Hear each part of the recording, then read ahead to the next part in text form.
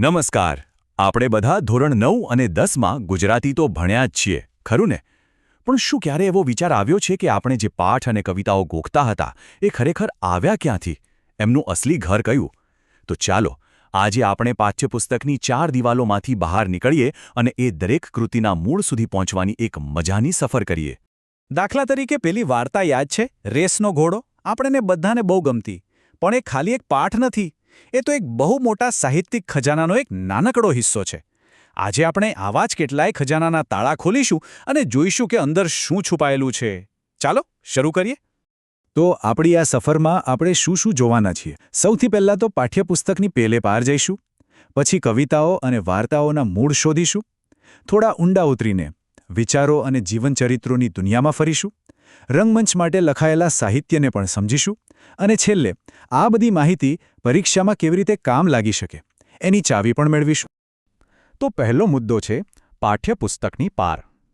અહીંયા સમજવાની વાત એ છે કે આપણા પુસ્તકનો દરેક પાઠ છે ને, એ હકીકતમાં એક ચાવી જેવો છે. એક એવી ચાવી જે આપણા માટે એક આખા પુસ્તકાલયનો એટલે કે લેખકના સમગ્ર સર્જનનો દરવાજો ખોલી આપે છે. ચાલો તો સૌથી પહેલાં શરૂઆત કરીએ કવિતાથી. આપણે જે સરસ મજાના પદ, ભજન અને ગઝલ માણીએ છીએ એનું ઉગમસ્થાન કયું છે? ચાલો એમના મૂળ સુધી જઈએ.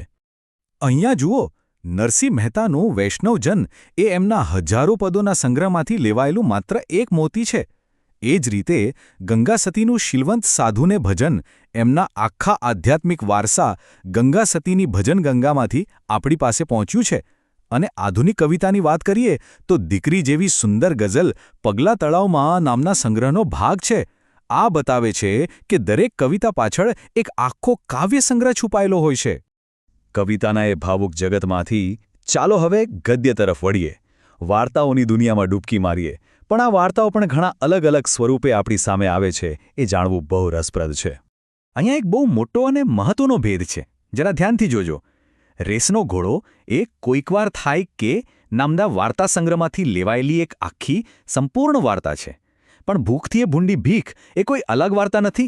એ તો પન્નાલાલ પટેલની અમર નવલકથા માનવીની ભવાઈનો એક નાનકડો પણ ખૂબ જ સચોટ હિસ્સો છે, એક પ્રકરણ છે. એ જ રીતે ગોપાળ બાપાનું પાત્ર ઝેર તો પીધા છે જાણી જાણી જેવી વિરાટ નવલકથામાંથી લેવામાં આવ્યું છે.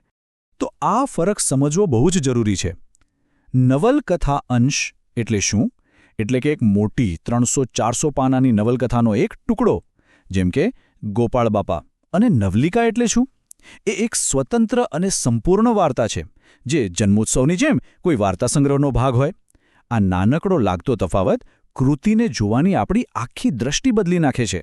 સારું, તો વાર્તાઓની કાલ્પનિક દુનિયામાંથી બહાર આવીએ અને હવે એવા ગદ્ય તરફ જઈએ જે આપણા જીવન, આપણા વિચારો અને મહાન લોકોના જીવન પર આધારિત છે. ગદ્ય સાહિત્યમાં પણ કેટલી વિવિધતા છે. એક તરફ વાયરલ ઇન્ફેક્શન જેવો ગંભીર, વિચારવા જેવો નિબંધ છે, તો બીજી તરફ બકુલ ત્રિપાઠીનો હસાવીને પેટમાં દુખાડી દે એવો હાસ્ય નિબંધ છાલ, છોતરા અને ગોટલા પણ છે.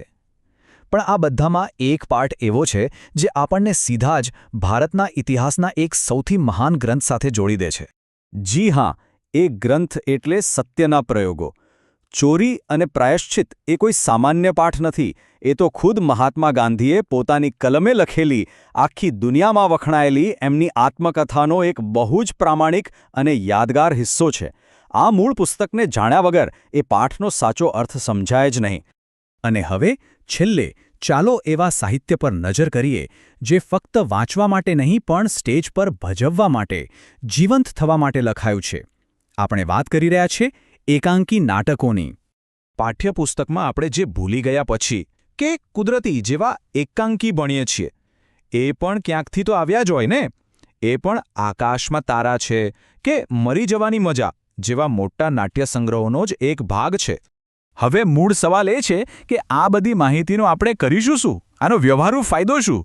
તો સાંભળો, જે લોકો ટીએટી કે જીસેટ જેવી સ્પર્ધાત્મક પરીક્ષાઓની તૈયારી કરી રહ્યા છે ને, એમના માટે આ જ્ઞાન ખરેખર સોનાની લગડી જેવું છે. જુઓ, પરીક્ષામાં સારા માર્ક્સ લાવવા હોય તો આ 4 કડીઓ જોડવી ખૂબ જરૂરી છે. કૃતિ, એના લેખક, એનો પ્રકાર અને એનો મૂળ સંદર્ભ ગ્રંથ. ખાસ કરીને નવલિકા અને નવલકથા અંશ વચ્ચેનો જે નાનકડો તફાવત છે એ જે સમજી ગયા એ બીજા હજારો ઉમેદવારોથી આગળ નીકળી શકે છે. આ સમજ તમારા જવાબને એક અલગ જ ઊંડાણ આપે છે.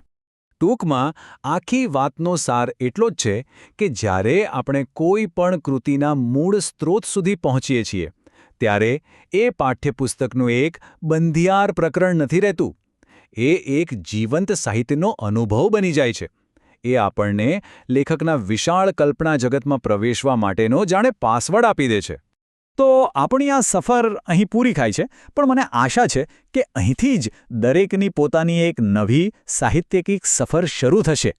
હવે સવાલ ફક્ત એ જ છે કે આજે આપણે જે અદ્ભુત પુસ્તકોની વાત કરી એમાંથી કયું પુસ્તક સૌથી પહેલાં ઉઠાવવાનો વિચાર આવે છે? વિચારતા રહેજો.